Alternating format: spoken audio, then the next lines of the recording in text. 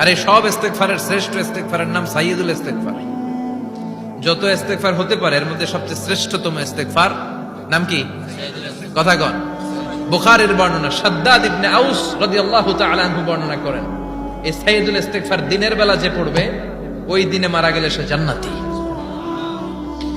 এই সাইয়্যিদুল ইস্তেগফার রাতের বেলা যে পড়বে ওই রাতে যদি ইন্তেকাল হয় ওই লোকটা জান্নাতি। মুখস্থ আছে না? কার কার মুখস্থ হাত তুলেন। মাশাআল্লাহ, তাবারাকাল্লাহ, মাশাআল্লাহ, মাশাআল্লাহ।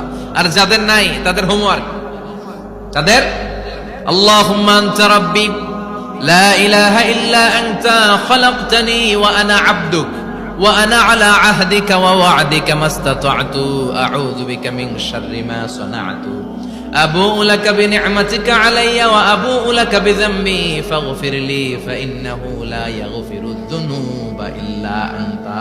সুবহানাল্লাহ পড়ুন।